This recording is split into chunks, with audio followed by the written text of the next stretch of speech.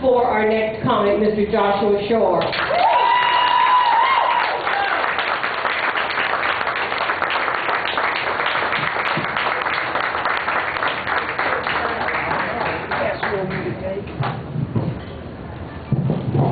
Hey guys, how's everyone doing tonight? Apparently I'm going through puberty. I'm gonna tell you some jokes tonight, so let's try and get that started. We'll see how this goes. People keep telling me that I should take my act on the road.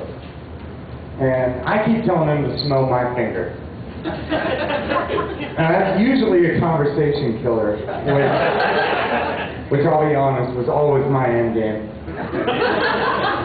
A little something you probably wouldn't guess about me is I'm fairly terrified in most social situations. Now, if you're ever lucky enough to actually engage me in a conversation, just a quick heads up, keep it simple, stupid.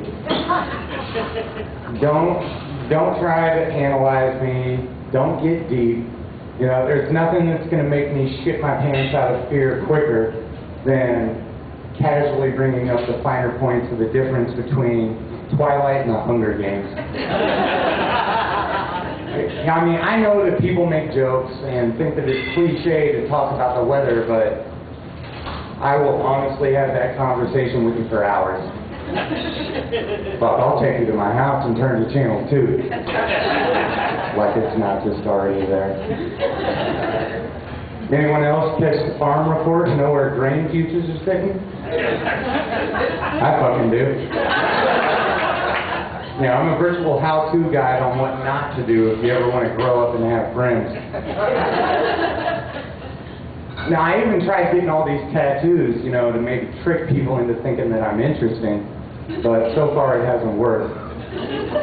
I'm just not a very social person, which doesn't mean that I'm sequestered to my computer screen all day, you know, between poops and trips to the laundry hamper to clean up after myself.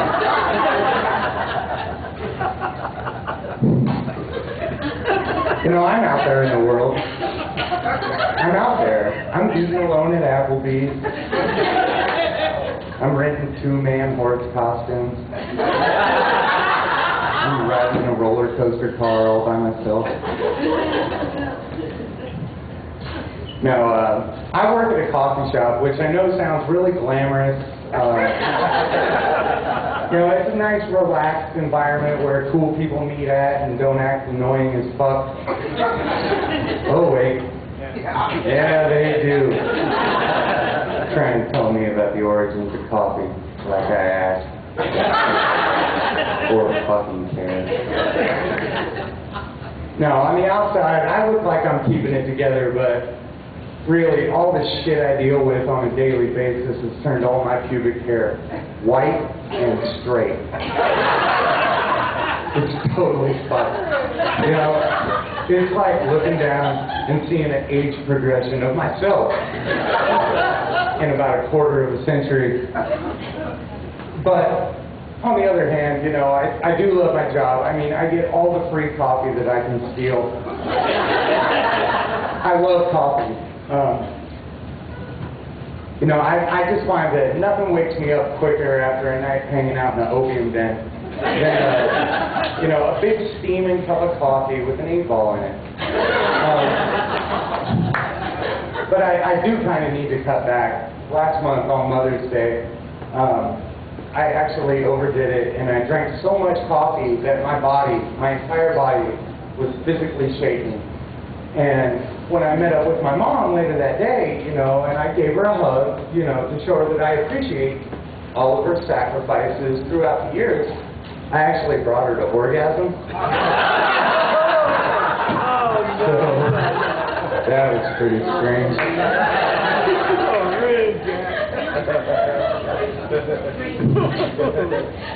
Now, more about work. I get up a little early so that I can watch the news before I go to work. And by watch the news, what I really mean is get drunk as fuck. But I watch the news while I'm doing that. you know, I like to stay informed so that I have some interesting slurring points throughout the day.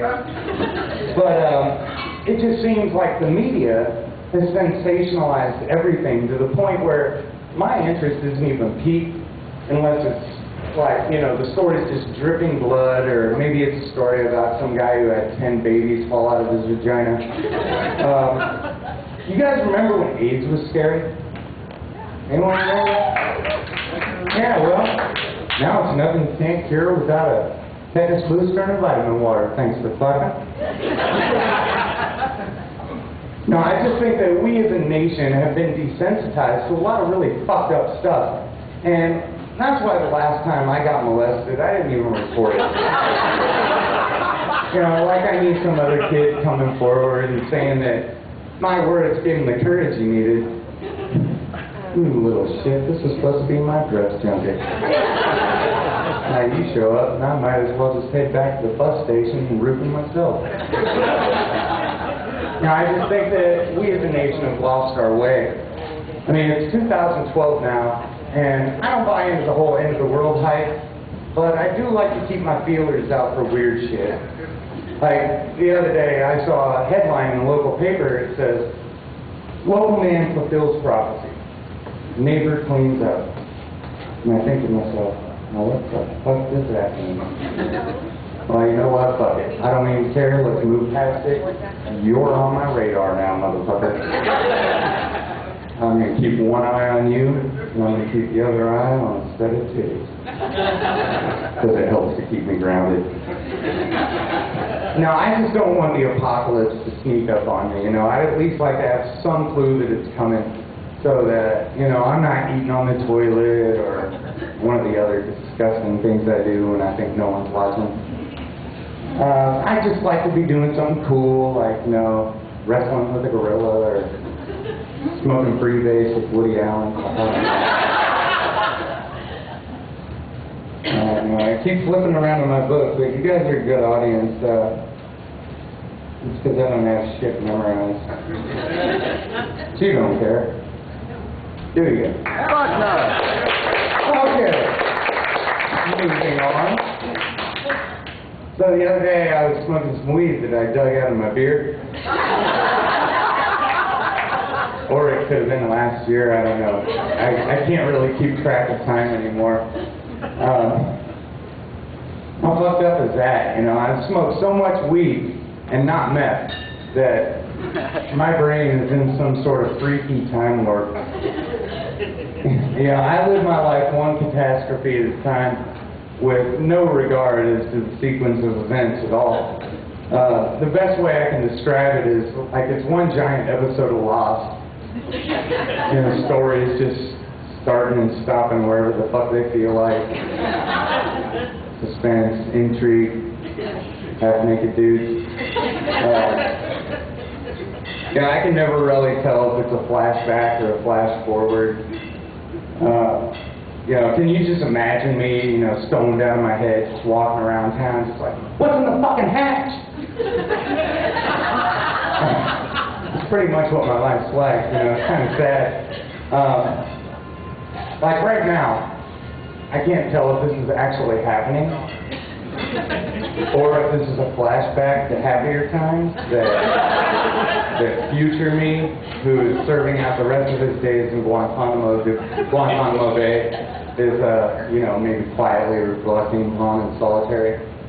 Or, if this is a flash forward, you know, to me, accidentally stumbling over some repressed childhood memories at my comedy act while trying to make a joke about children who grew up in cars instead of fucking houses. I think the point I'm trying to make is, one, I can't tell time. Two, weed is awesome. And three, if you didn't get the Lost reference or the fact that the children who grew up in cars joke was about me, then I would like for you to stand up and kick your own ass because there isn't enough time in the world for me to explain to you what a monumental doofus you are. Well, so many of my stories start this way, but I was watching TV and getting high. And I know you guys already know that because you have eyeballs. But I got sucked into this infomercial about revolutionizing the cooking industry, or how not to burn your forehead while you curl your hair, or some shit. Which inevitably let me watch the next infomercial and the next infomercial and so on and so on. And during this descent into mind-numbing American television, you know, I found that I was no longer plagued by the problems of the frustrated people in these commercials. I saw one guy who got so flummoxed by the cords coming out of the back of his extension, or the back of his entertainment center, that this fucking brainiac actually got his hands tangled up. And at this point, you know, I'm just screaming at the television so loud that the entire left side of my body goes all pins and needles. And I black out for a while, which is fairly typical. And when I wake up, I can hear that it's a completely different infomercial that's on. And it's for a product called Slap Chop. Maybe you guys have heard of it. I'm living in the past and I never had. Well, I just turned to look at the TV in complete revulsion, the fact that I can't believe this made it onto American programming. Well, then I discovered it's a kitchen utensil and not just a masturbation technique that I picked up through my extensive travels in the Orient. Thank you guys. I'm Joshua Shore. Have a good night.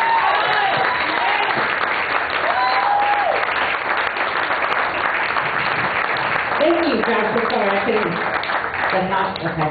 Thank you. Keep it going for Joshua Shore, ladies and gentlemen.